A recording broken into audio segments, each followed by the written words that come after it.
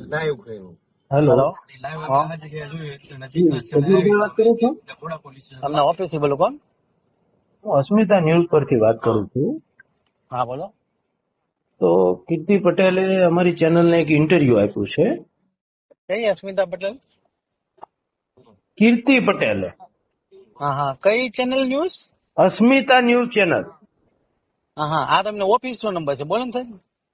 તો એમના માટે એમનું રિએક્શન લેવું હતું, એટલા માટે ફોન કર્યો હતો. ના સાહેબ, હવે એવા જેનું લેવલ જ ન હોય એવા લોકોનું રિએક્શન કોણ આપે, તમે કયો તો સાહેબ.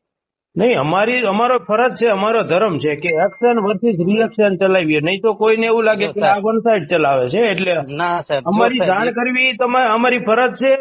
અમને જો સાહેબ, તમને જગ્યા આપી, તમને એમનો જેટલો ટાઈમ આપ્યો હોય એને જે નિવેદનો કર્યા હોય એ તમને બતાવવા કે આ નિવેદનો એમના છે, તમારું શું નિવેદન છે એ લેવું અમારી ફરજ છે. તો તમે સાહેબ આપો પણ ન આપો સારા, એ તમારી મરજીની વાત છે. જો સાહેબ, પેલી વસ્તુ તો કેવું છે, સાહેબ ની ઓફિસ નો નંબર છે અને છે ને નિવેદન હંમેશા છે ને સારા લેવલના સારા માણસોના, જેનાથી સમાજ બગડતું હોય ને એવા લોકોના એ પ્રતિષ્ઠિત ન્યૂઝ વાળાઓને નિવેદન લેવાના જ ન હોય સાહેબ. નહીં, પણ એ ન્યૂઝ વાળાને તમે તો બરાબર? નહીં શીખવાડો ને કે એને કોના લેવા કે ના કોનો ના ના, નિવેદન ન લેવા. એમ એમ કહું છું, પ્રતિષ્ઠિત ન્યૂઝ વાળા હોય ને એ સારા માણસોના ન્યૂઝ લે, જે લેવલ વગર ના હોય ને એવા લોકોના ન્યૂઝ, જેને કોઈ ગણતું જ ન હોય ને એના ન્યૂઝ લઈને તમે શું કામ કયો સાહેબ? એવું નથી, વ્યક્તિ છે, પછી અમે જજ ના કરી શકીએ.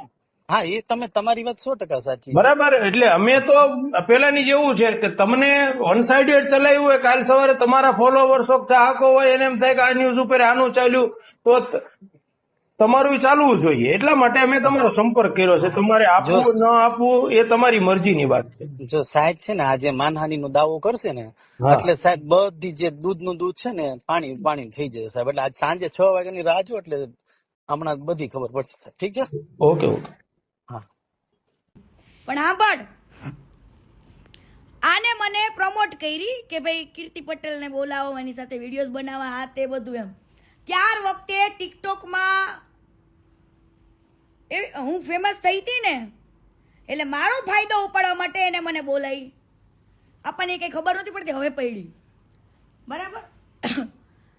એટલે આ એક ભાઈ રહ્યો ને, બાલો એટલે તરુણ જાની, બાલો એટલે તરુણ જાની અને હેતો એટલે નીતિન જાની.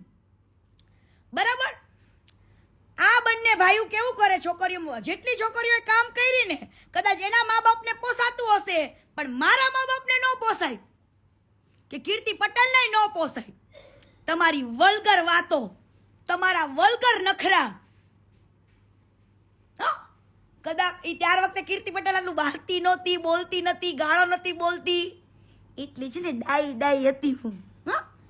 આને નથી ખબર કીર્તિ પટેલનો ચાળો કરવો ને એ બહુ અઘરો છે. એ મારા લોહીમાં હતું. બરાબર. જ્યાં તમારી ચાળા કરતા હતા ને જે છોકરીઓ હારે, ત્યાં બધે હાલે, પણ કીર્તિ પટેલ હારે ન હાલે. હવે આ લોકોએ 2-3 એક પેલું શૂટિંગ કર્યું, એટલે મારી સાથે વ્યવસ્થિત રહ્યા. પેલું શૂટિંગ કર્યું અમરેલીમાં પોલીસનું, શારદા સરદીવાળી. એ દિવસે શૂટિંગ ટાઈમે એકદમ વ્યવસ્થિત રહ્યા. એ શૂટિંગ ટાઈમે એવા સીન હતા અલગ અલગ, લવ યુ ના નાવા તેવાની મને લાઈનો મારતો શારદા સરદીવાળીને. રાઈટ. શારદા સરદીવાળી વિડીયોઝ જે બન્યા હતા ને એમાં મને લાઈનો મારતો, પણ મને નથી ખબર. મને ત્યારે એમ હતું કે આ એક્ટિંગ છે એટલા માટે. ત્યાર પછી બીજા દિવસે છોકરીઓને રૂમ આપેલો એક સુવા માટેનો, ત્યાં આગળ. અને મને એકવાર નહીં, જે ઓલી ગંગુ પટેલ કહેતી હતી ને એ સાચું હતું. એને મેં વાત કરેલી કે આ માદર ઠોકો છે, આ બધાય છોકરીઓને કોમ્પ્રોમાઇઝ કરાવડાવે તો શૂટિંગ કરે, બાકી કરતા નથી. એનો હું મેન પ્રૂફ છું, મેન પ્રૂફ. અને મારી સામે બેવડાઈ દેવાનો, મારી સામે બેવડાઈ દેવાનો. બીજું આગળ કહું છું. એટલે મને છે ને એક ભાઈ બેન બનાવે અને એક ભાઈ છે ને બાયડી બનાવવા નીકળે. શું કેવી?